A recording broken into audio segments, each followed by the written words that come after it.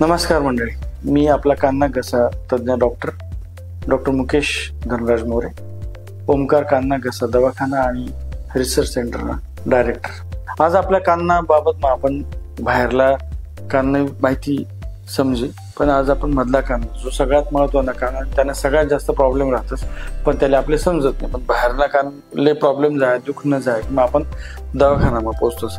बऱ्याचदा वर्षानुवर्ष जुना लोकेस ना, आणि तेव्हा काही एवढं आधुनिक टेक्निक नव्हतं की आपले कान म्हटलं पडदा दिशी आणि पडदा कसा असेल, मग त्याला काही प्रॉब्लेम होतील आणि त्याला इलाज बी करता येतील असं काही नव्हतं. पण आज मायक्रोस्कोप, एंडोस्कोप या सगळ्यांना द्वारे आपण कानना चांगला ते चांगला इलाज करू शकतोस.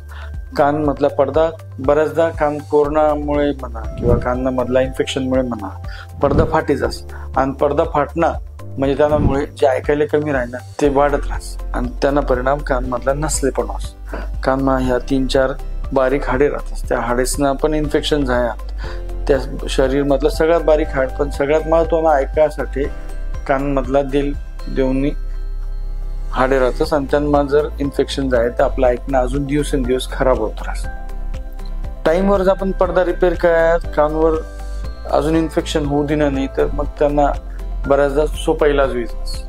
पण हा जर पडदा न होईल मोठं राहील आणि त्यांना जर टाइमवर इलाज करीसन कव्हर नाही करत तर मग त्याला कानना ऑपरेशन किंवा पडदाना ऑपरेशननी गरज पडस.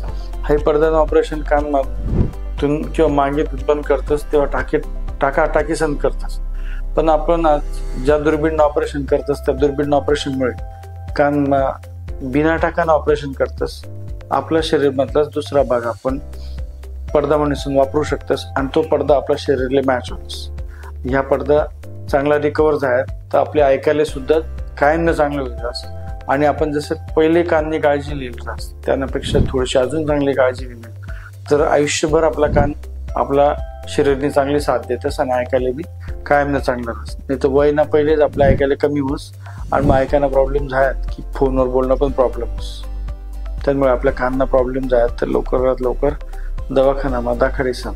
कानना पडदाना प्रॉब्लेम शे का कानना हाडना प्रॉब्लेम शे आणि त्याला बरत करायसाठी गोळ्या औषधी पुरा राहतील का ऑपरेशन करणं पडेल याने सविस्तर माहिती लेवानी तर आपला दवाखाना पत्ता देईल शिकाले. त्या पत्ता नाशिक CBS जवळच. सोबत कोणी उन्हा नाही उन्हा तरी आपलं दुर्बिणी वाटे तपासणी करी लेवानी आणि त्यांनावर काही सल्ला लेवानावी, काही माहिती लेवानी. त्यांनी सगळी माहिती आपले आठी इथे मूत भेटी. जळगाव, धुळे, नाशिक, नंदुरबार या 4 जिल्ह्यांना पेशंट सोपा पद्धतीने यावासाठी आपण नाशिकमा CBS जवळ आपला दवाखाना असे म्हणजे ST उतरणार तरी पण 5 मिनिटांमा आपला दवाखाना चालत पोहोचतोस. तर ह्या नंबर या नंबरवर आपण फोन करीसन अपॉइंटमेंट लिहू म्हणजे आपला टाइम वाची आणि वेळेवरून नंतर आपले लवकर परत जावा नाही विसरले. थँक्यू.